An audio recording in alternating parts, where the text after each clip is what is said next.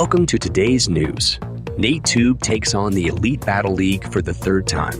He will face 5 teams in the first leg with the hopes to move on to the playoff battles. Will he succeed? Or will he plummet like he did in previous seasons? We shall find out shortly. Now over to Nate to discuss further. How's it going, everyone? Welcome to the preseason interview for the coach of the Walton Wingles, Nate Tube. Oh my god, I almost butchered that. First and foremost, my friend, how are you doing today? Yeah, not too bad, thank you. Just been chilling, been editing, enjoying my live streams. You know how it is.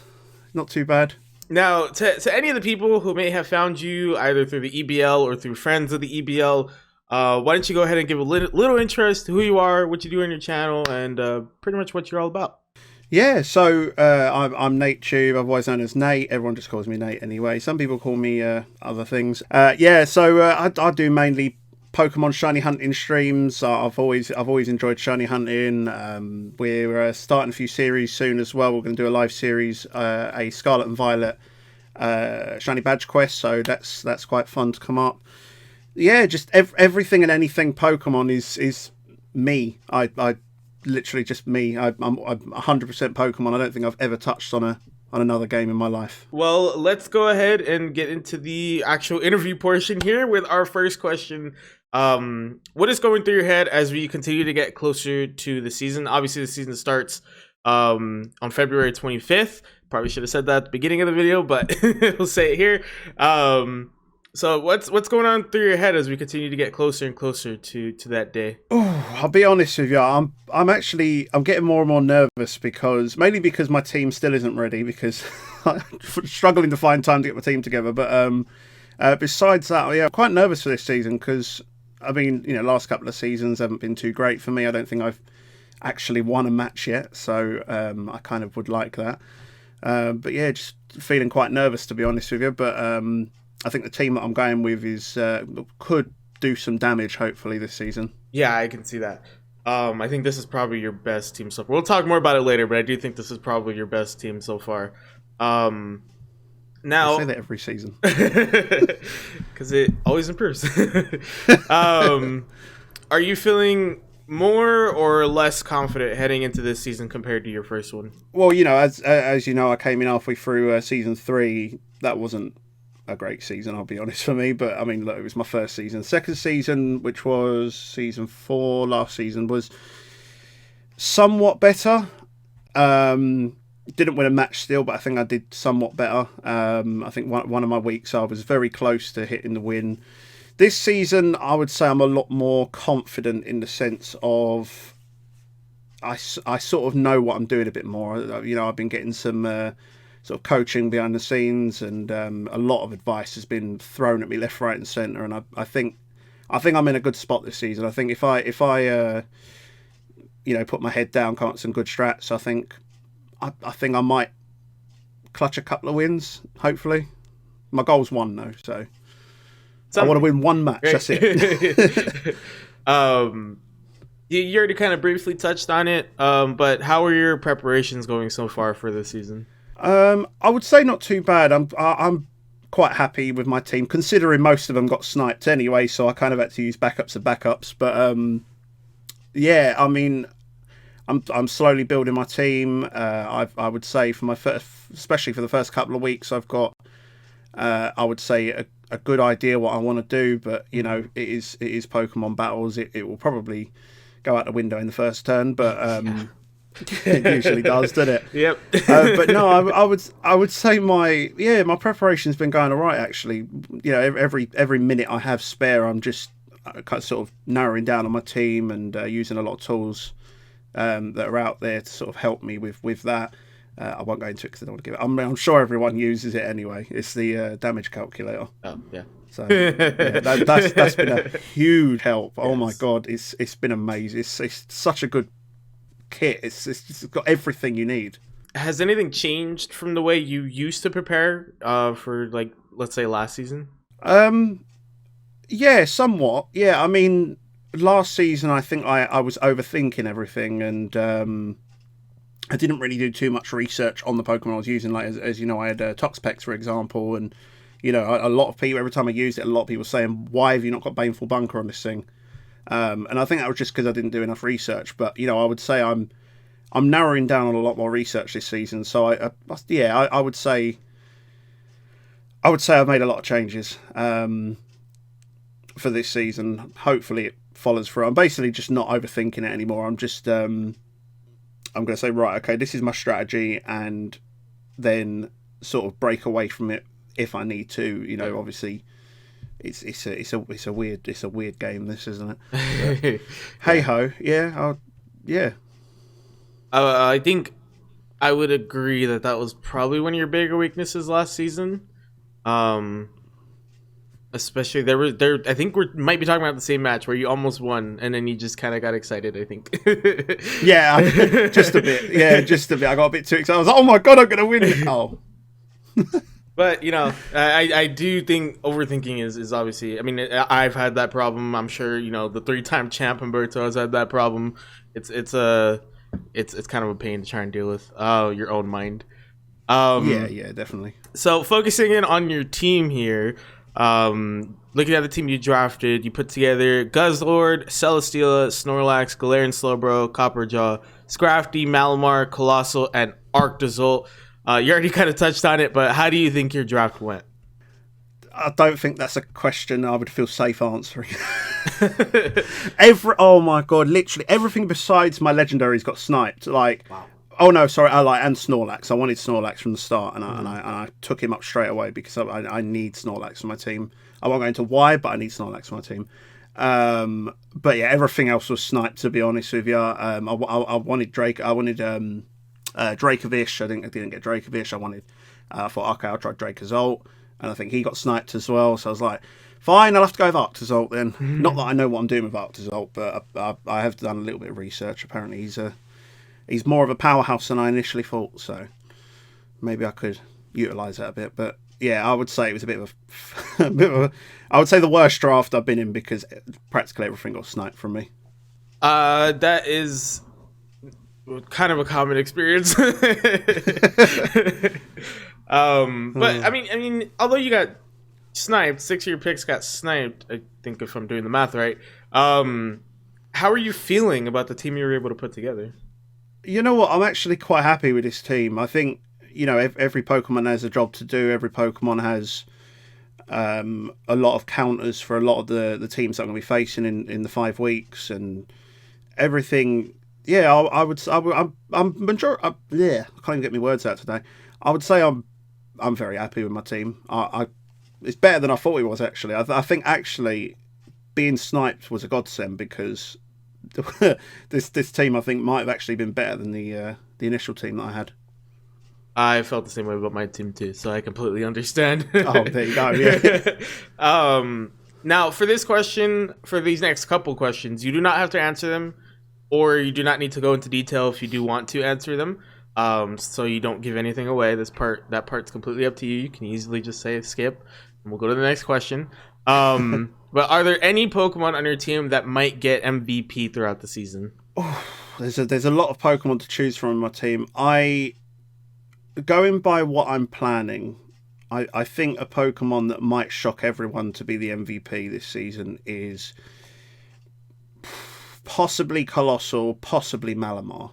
Honestly, like out of those two, I think, yeah, I think them two would probably be the best chances to get them. But then saying that, I'm not sure what everyone else is planning. So, they could get wiped out every match I use them. So, you kind of never know. But yeah, I think Colossal or Malamar, possibly, yeah. On the flip side, do you feel that there are any underrated Pokemon on your team? Ooh, I don't know. Because when you say underrated, I think like people that wouldn't normally pick it. But then, because I was about to say Snorlax, because obviously people look at he's only a normal type. We can do everything and anything to him.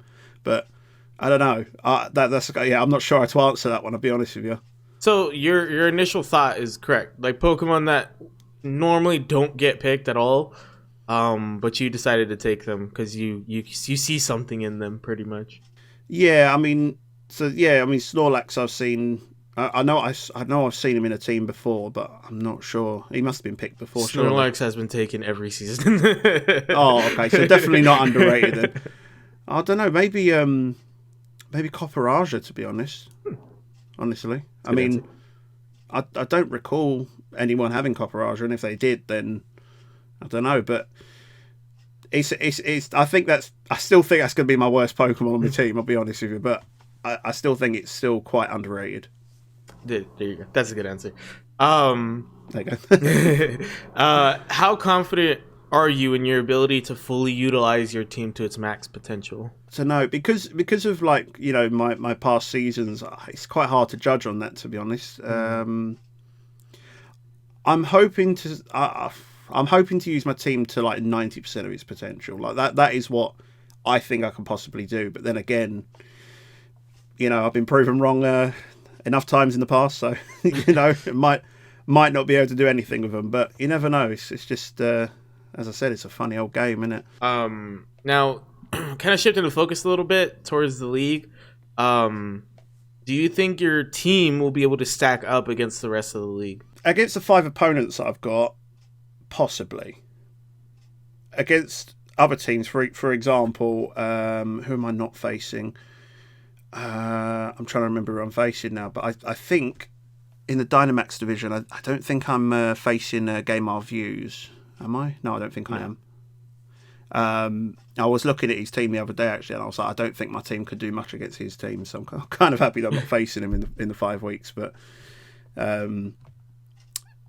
don't know. Yeah, I mean, there's a lot of teams, a lot of Pokemon in there, a lot of Pokemon that could easily counter my team. Yeah, I'm not sure with that one. Probably not, going by the skill level that I've got. You know, I'm not very good at this, but you know, it is what it is, I suppose. I'll get there, I'm sure. But. Yes. Yeah, you will. Now, moving back to the league here fully, you're in the Hoenn division alongside myself, Pokepidge, and the Colchester Celtics, before I mispronounce it, and Mike the Quick and the Florida Rowlets.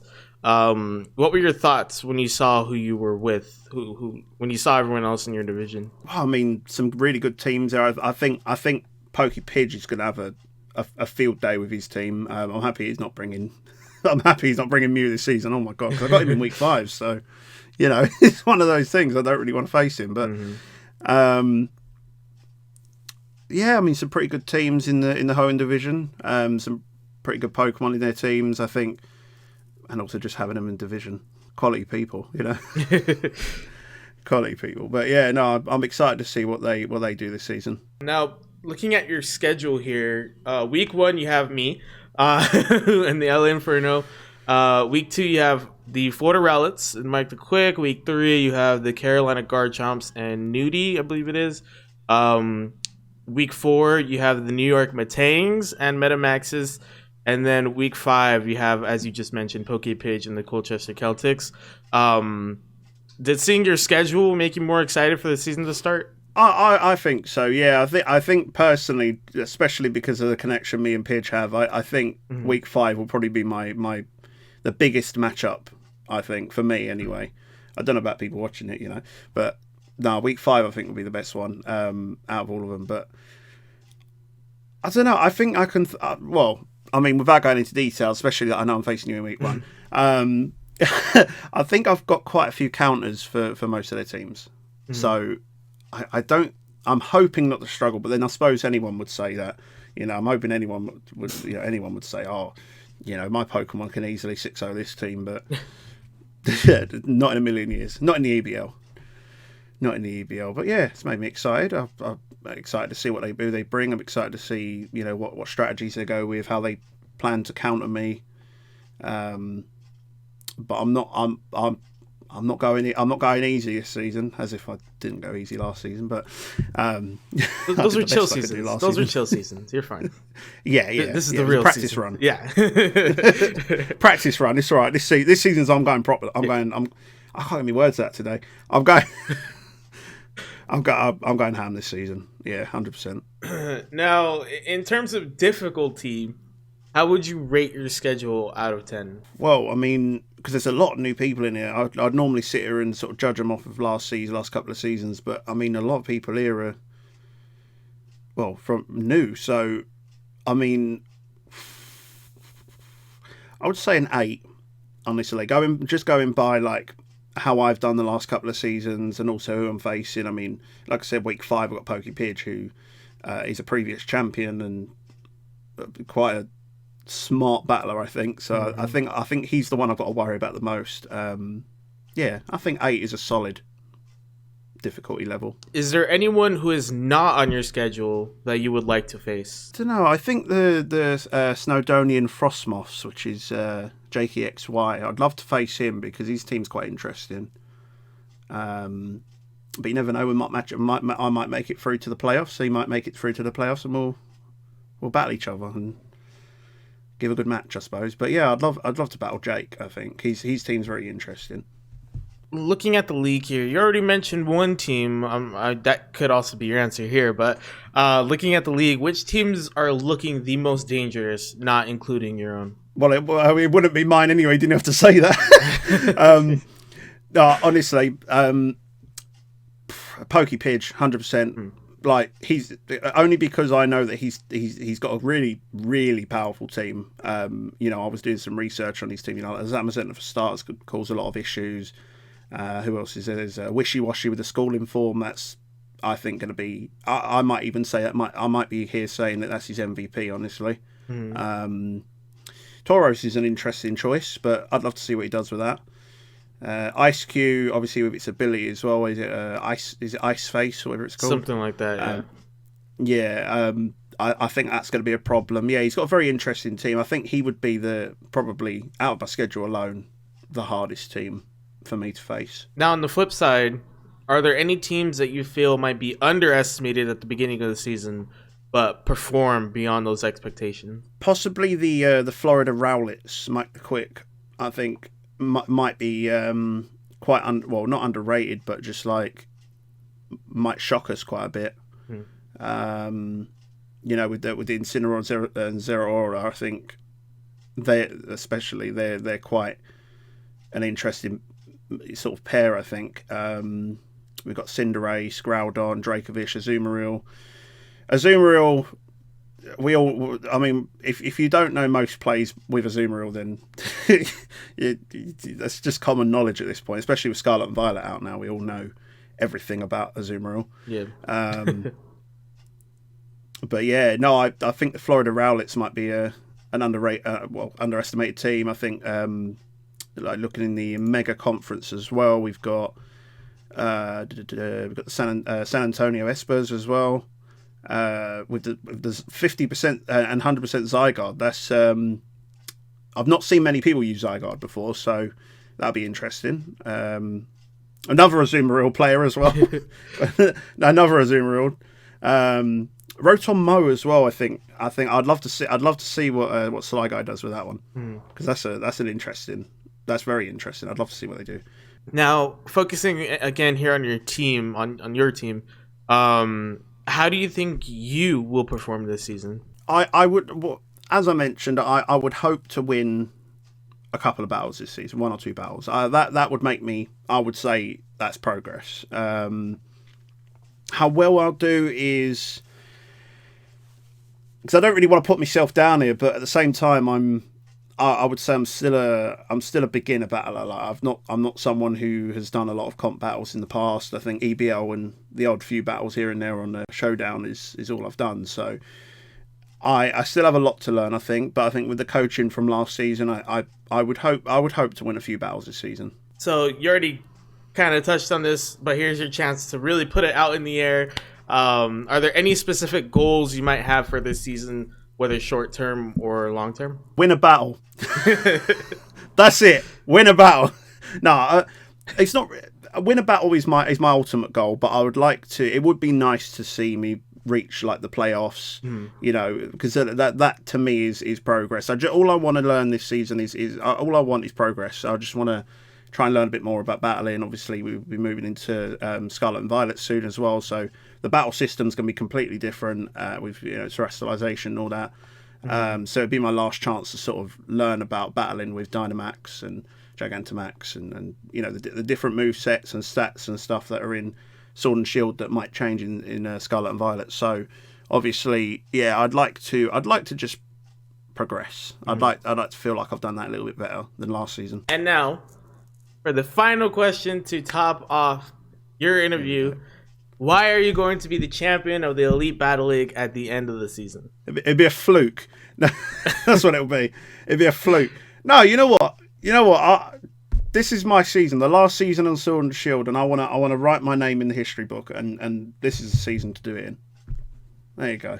There you go. Over and out. Now that's it for the interview portion of this. I'm gonna go ahead and throw it over to you to go ahead and plug anything you got going on, socials, projects, merch, series, whatever. Throwing it over to you. This is your time. Take it away. Well, if you have enjoyed, make sure you of course like and subscribe, turn those push bell notifications so you don't miss any of these battles, because these are going to be very one-sided to the other team. And